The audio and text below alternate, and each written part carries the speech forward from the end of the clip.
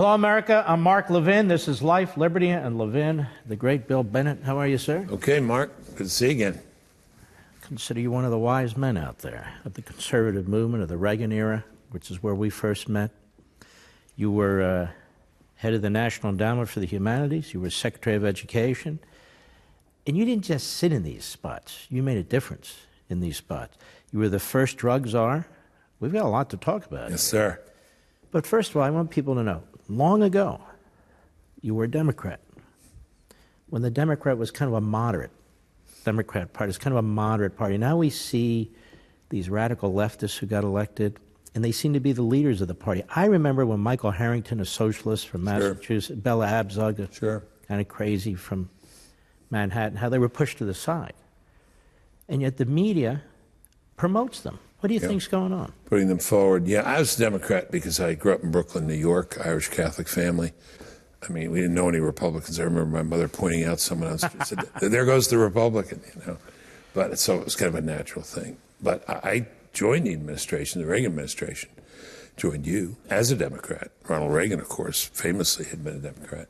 But in '86, Elaine and I, my wife, switched. The specific thing was voting down aid to the Contras. I remember that. And one of the things about the Democrat Party that I did like growing up, and as I, was in my 20s, was it seemed to be a party that stood for human rights and the defense of human rights, defense of America and human rights. I thought that was a huge, huge failure. So switched and became a Republican and been a Republican since. I don't know what they're doing now and why they're doing this. It's very odd because the midterms showed us that I was reading in the backgrounds, a lot of these people got elected as Democrats, as congressman, ex-Marine, helicopter pilot, this, that. A lot of moderates, but it looks like all the energy is on the left, and they are afraid of the energy on the left, and they're afraid of being embarrassed by the left. They don't want to be called anything the left calls anybody else. When I say they, I mean the leadership, Pelosi and the like. But we've been here before, Mark, remember 1972, George McGovern. I was checking that. Was it 520 to 17 electoral votes? This party has done this before. It's yielded to this temptation before. The fact that the Democrats are doing that bothers me, but it doesn't worry me as deeply as the fact that there seems to be some appeal to what it is they're saying, particularly among young people, millennials and the Z generation, Generation Z. Well, and Secretary of Education, high school, middle school, elementary. Yes, sir. They were moving left. The NEA is pretty hard left. They pretty much control the school systems, even more than the school boards, I felt. Has that gotten worse? Is the propaganda, is the indoctrination gotten worse? It's gotten worse. They are as powerful as they've ever been. The unions, you and I used to talk about this, I remember during the Reagan administration. You were looking at it from the Justice Department, I was looking at it from the Education Department. But what's happened is they have basically co-opted a lot of the education establishment. So here, as you see in some other places, Republicans or moderates become a kind of faint imitation of the left wing. So they yield on a lot of things. Bathrooms, were one of the most ridiculous things to ever happen in the state of North Carolina, that you could go to the bathroom of your choice, based on your choice of your gender. It should have been laughed out of town, but wasn't. This was pushed, obviously, by the left, by LGBTQ community, but it was assented to by the establishment. So I think that co-option or co-optation of the education establishment has figured very prominently in this. And I think the most important thing is we are not teaching these kids, you got it right, elementary, middle, high school, about America. What is America? We talk a lot about the colleges, and that's right.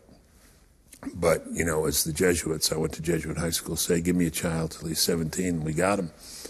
What happens in those earlier years, I think, is much more important. If you look at the latest survey on, let's say, Alexandria Octavia-Cortez's agenda, free healthcare for everybody, free college for everybody, global warming, #1 priority, you will see majorities of millennials and bigger majorities of Generation Z, which is following millennials. And that is worrisome, very worrisome, a cautionary tale and something we need to address. And we can get into this if you want. We don't just address it by saying socialist, socialist, socialist. We have to explain what's wrong with that view.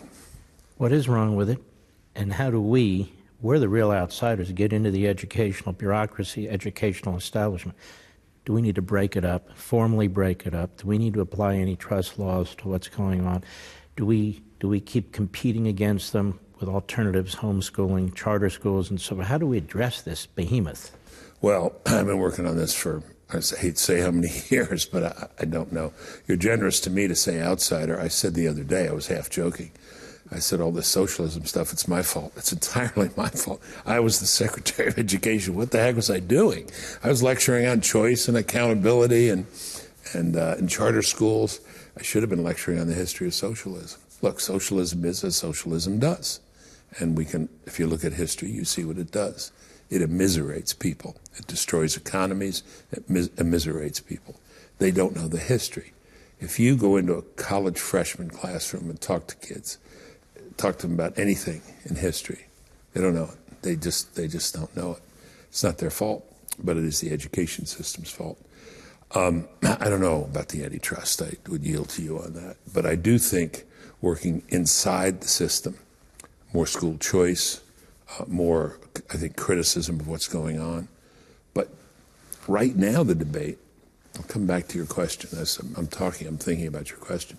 It maybe is worse because a lot of the left now, and, the NEA listens, the National Education Association listens to the left, is now suggesting that school, first and foremost, is not about reading and writing and math and history. It's about social equity and social justice. We can't teach these other things until we have social justice. That's, of course, something in their mind, which is yet ever to be achieved by human society. So it's a question now as to whether the schools are about their business in any meaningful sense. And by the way, if you look at the tests, we don't do very well in math and reading, haven't been for 20, 30 years.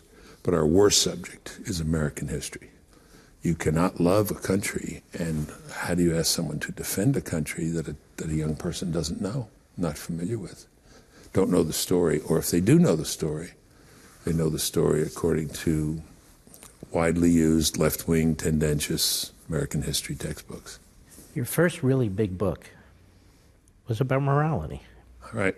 And it was a super-duper big book. Sold almost as much as a Levin book, almost. But it was huge. It was huge. Do you think that book would sell as many copies today? I don't know. I'll tell a tale out of school. I talked to my publisher, and they said, we'd like to get the Book of Virtues out again, 25th anniversary edition. However, we think you need to have a co-author who is of a different point of view. Do I have to fill in the rest? And we need to have stories about modern moral predicaments, and we need to talk about, you can imagine, tick, tick, tick, what the agenda is. They wanted to turn the Book of Virtues into a 21st century politically correct manual. I said no. Buck's on the table. Can't do it. Crazy. So this is what happens in the world. I would love to update the Book of Virtues with stories that people have sent me that fit with the overall theme. And it's not about a particular time or place. Morality is timeless. C.S. Lewis says you can no more invent a new moral code than you can a new color. It is what it is. But I give you the world in which we live. I don't know. And that's problematic because that's only 25 years ago. That's right. You can see big changes in the last 10 years. That's right. What accounts for this? Has the progressive left devoured the culture so thoroughly that when you look at entertainment, Hollywood TV, the media, politicians, the classroom, there's almost no room for people who say, time out. Can we talk about liberty? Can we talk about individualism? Can we talk about natural law? Can we talk about some of these things that undergird this great society? Make of that. The answer is yes. I was corresponding yesterday with my friend Dennis Prager. You know Dennis. Good man. Dennis has a list, 40 things that the left has destroyed. And you just go down the list. And if they haven't destroyed it, they have tried to. More important, they've tended to take it over. The schools, many of the churches, the media, politics, go right down the list of important institutions, character-forming institutions, the mediating institutions, and the left is there in a relentless march. And they want to do this. They are intentional about this. Our guys, our team, ever since the founders, our guys, they wanted to go to Philadelphia, draft a constitution, and get back to their farms, get back to their work. They didn't love to be in Washington. The left loves to be in Washington because it loves to be in control, loves to be in power. And this, of course, is what now became so real and apparent with the candidacy of Donald Trump. When he said this to us, and everybody, or a lot of people, realized what he was saying was true, that the government was in the grip of an elite which needed to be challenged, and he did. You're a scholar, you're an intellectual, you're a historian. When we come back, I want to know what you think about Donald Trump and his presidency. Okay. Folks, don't forget, almost every weeknight you can watch Levin TV. Levin TV. Just go to blazetv.com/Mark, blazetv.com/Mark. You can sign up there or give us a call at 844-LEVIN-TV, 844-LEVIN-TV.